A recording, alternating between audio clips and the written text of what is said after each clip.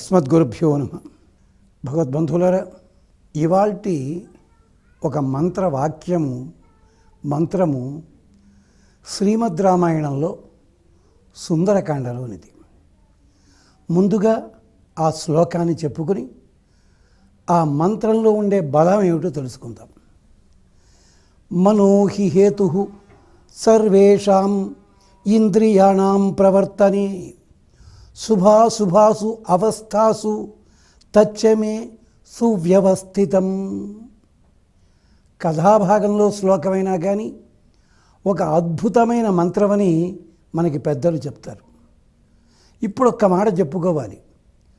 అయ్యా, మేము ఎన్నో మంత్రాలు చదువుకుంటున్నాం, చెప్పినట్టే చేస్తున్నాం, కానీ మాకు కావలసిన ఫలితం దక్కటం లేదు అని చాలామంది అనుకుంటారు, అంటారు కూడా.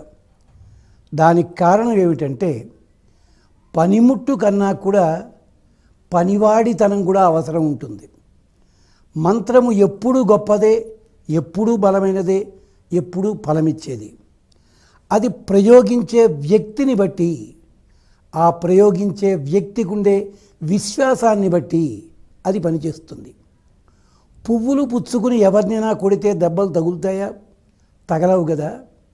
మరి అదే పువ్వులని, అంతకంటే లేత పువ్వులని మన్మధుడు తన బాణాలకి సంధించి వదిలిపెడితే విశ్వామిత్రుడు లాంటి వాడే గడగడలాడతాడు. అంటే ఏమిటి?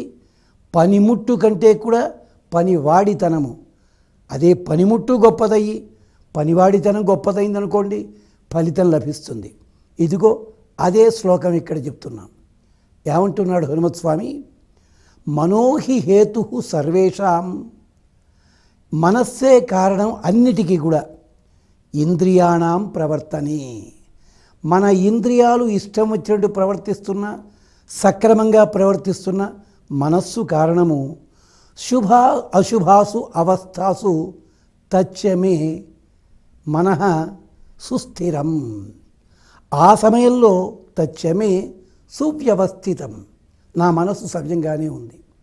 అంటే అంతరార్థం ఏమిటి అంటే, ఇక్కడ ఈ మంత్రము దేనికి అంటే, మన పిల్లల్లో కానీ మనకి కానీ ఏదైనా చాంచల్య బుద్ధి ఉన్నప్పుడు, చపలత్వ బుద్ధి ఉన్నప్పుడు, చాలామంది అంటారు, పని మొదలెడతానండి, పూర్తి చేసే లోపల మనస్సు మారిపోయి వేరే పని మొదలెడుతుంటాను, దీనివల్ల చాలాసార్లు నష్టపోతున్నాను అంటారు. ఇది చాలామందికి ఉన్న అలవాటు. ఇలాంటి మనస్సుకి సంబంధించిన చాంచల్య బుద్ధి తొలగి స్థిరమైన బుద్ధి కలగాలి అంటే ఈ ఒక్క శ్లోకాన్ని 11 సార్లు మొదలుపెట్టి 108 సార్లు, ఎంత వీలైతే అన్ని సార్లు చదువుకున్నట్టయితే కనీసం 27 రోజుల పాటు చదవాలి. హనుమత్ స్వామికి నమస్కరించాలి. హనుమత్ దేవాలయానికి 3 ప్రదక్షిణలు చేయాలి. ఈ శ్లోకం చదువుకోవాలి. మనస్సు స్థిరమవుతుంది. కార్యక్రమ నిర్వహణ లోపల లోపాలు జరగకుండా ఉంటాయి. మనస్సు చాంచల్య బుద్ధి తొలగుతుంది. ఏమంటున్నాడు హనుమత్ స్వామి? మనోహి హేతు సర్వేషాం ఇంద్రియాణం ప్రవర్తనే. రకరకములైన ఇంద్రియ వ్యాపారాలన్నిటికీ కూడా మనస్సే కారణము. అలాంటి మనస్సు నాదిప్పుడు స్థిరంగా ఉంది. సీతమ్మ కోసం వెతుకుతూ ఇంతమందిని వెతికా, నా మనస్సేం మారలేదు. శుభాశుభాసు అవస్థాసు తచ్చమే సువ్యవస్థితం.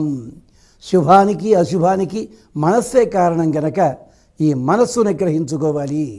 బలవంతాన్ని పనిచేసే ప్రయత్నం కాదు. ఈ శ్లోకాన్ని పదే పదే మననం చేసుకోండి.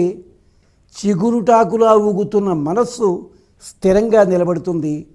చాంచల్యం తగ్గుతుంది. స్థిరమైన నిశ్చయం కలుగుతుంది. మీరు చేసే పనులన్నిటిలో కూడా జయాన్ని హనుమత్ స్వామి కలిగిస్తాడు. హనుమంతుడికి నమస్కరించండి. సింధూరం ధరించండి. 11 సార్లు మొదలుపెట్టి మీకు ఎంత వీలుంటే అన్ని సార్లు 108 సార్ల వరకు దీన్ని జపం చేసుకోండి. పైకి ఉచ్చరించండి. ఫలితాలు పొందండి. ఇది శ్రీమద్ రామాయణంలో సుందరకాండలో ఉన్న ఒక అపురూపమైన మంత్రపూతమైన మంత్రగర్భితమైన శ్లోకం ఇది. మరి మరొక విశేషంతో మళ్ళీ కలుసుకుందాం. స్వస్తి.